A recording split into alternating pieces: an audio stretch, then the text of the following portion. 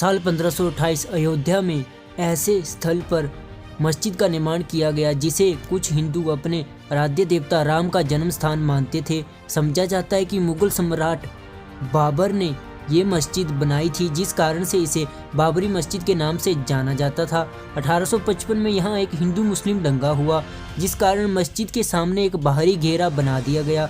इस कार्रवाई ने हिंदुओं को आंतरिक आंगन तक पहुँचने से रोक दिया गया, जिस कारण उन्हें बाहरी आंगन पर प्रसाद चढ़ाने के लिए प्रेरित किया गया। साल 1856 से 57 के दौरान हनुमानगढ़ी और बाबरी मस्जिद के आसपास एक सांप्रदायिक दंगा हुआ। दंगा औपनिवेशिक सरकार को सत्ता हस्तांतरण के साथ हुआ, जिसके परिणाम स्वरूप मस्जिद के बाहर एक ईंट की दीवार की रेलिंग स्थापित की गई।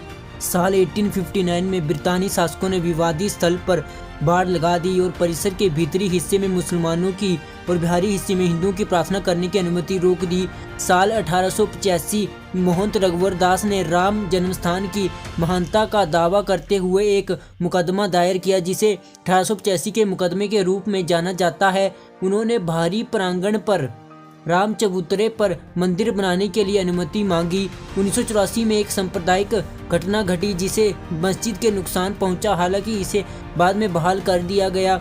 दस्तावेजों से पता चलता है कि औपनिवेशिक प्रशासन ने मस्जिदों की मरम्मत और नवीनीकरण को मंजूरी दे दी। साथ ही घटना के दौरान मस्जिद पर हुए नुकसान के लिए हिंदुओं पर जुर्माना लगा। साल 1949 में मस्जिद में भगवान राम की मूर्तियां मिली। कठिन तौर पर हिंदुओं ने ये मूर्तियां वहां पर रख दी थी। सरकार साइट को विवादित क्षेत्र घोषित करती है और प्रवेश द्वार पर ताला लगा देती है।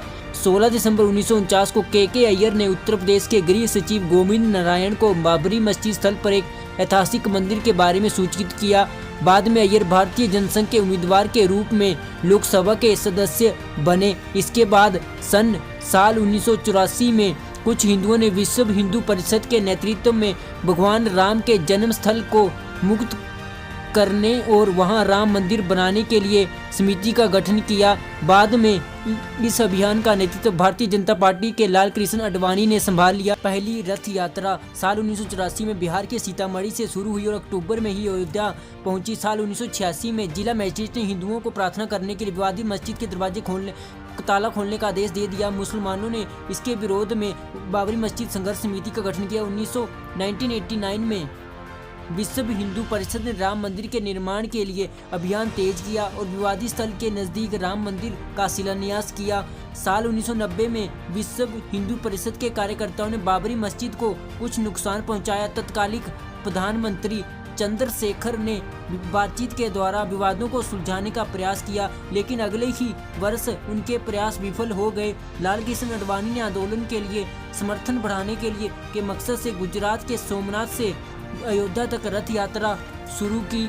इस बीच सांप्रदायिक दंगे भड़क उठे। साल 1992 में विश्व हिंदू परिषद, शिवसेना और भारतीय जनता पार्टी के कार्यकर्ताओं ने 6 दिसंबर को बाबरी मस्जिद को ध्वस्त कर दिया। इसके परिणाम स्वरूप हिंदू और मुसलमानों में सांप्रदायिक दंगे भड़क उठे। इन दंगों में 2000 से ज्यादा लोग मारे गए। साल 1993 में नरसिम्हा सरकार ने 68 एकड़ भूमि अधिग्रहित के लिए एक अध्यादेश जारी किया।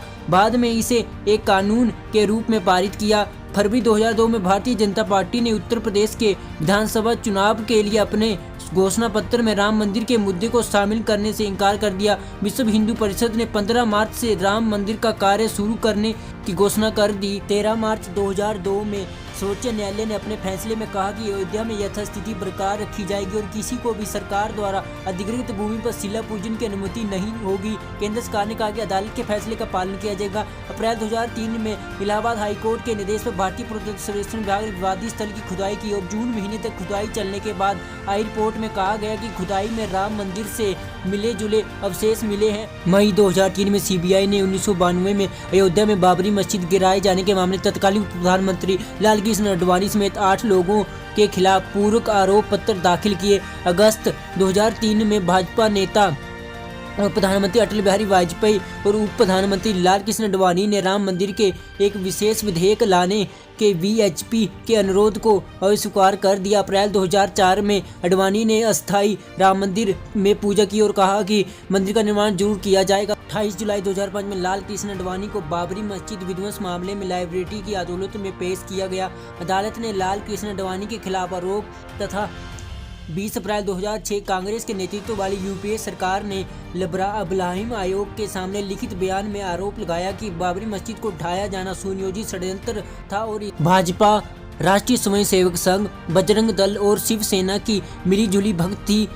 24 नवंबर 2009 इब्राहिम आयोग की रिपोर्ट संसद के दोनों सदनों में पेश हुई। आयोग ने अटल बिहारी वाजपेयी और मीडिया को दोषी ठहराया और नरसिम्हा राव को क्लीन चिट दे दी। 30 सितंबर 2010 इलाहाबाद उच्च न्यायालय लखनऊ बेंच ने विवादित भूमि को 3 हिस्सों में बांट दिया। सुन्नी वक्फ बोर्ड, निर्मोही अखाड़ा रामलला विराजमान में मुस्लिम हिंदू वादियों को बीच 2:1 में 1/3 भूमि आवंटित की गई। 21 मार्च 2017 पूर्व मुख्य न्यायाधीश खेर ने सभी पक्षों के बीच अदालत के बाहर समाधान के सुझाव दिए। साल 2019 में ही सुप्रीम कोर्ट ने विवादित जगह को रामलला को सौंपने का आदेश दे दिया। साल 2020 5 अगस्त को राम मंदिर के लिए भूमि पूजन का कार्यक्रम रखा गया। 22 जनवरी 2024 को नए राम मंदिर का उद्घाटन किया गया। प्रधानमंत्री नरेंद्र मोदी जी द्वारा रामलला की मूर्ति की प्राण प्रतिष्ठा की गई। वीडियो कैसी लगी कमेंट सेक्शन में जरूर बताएं और चैनल को सब्सक्राइब करना ना भूलें।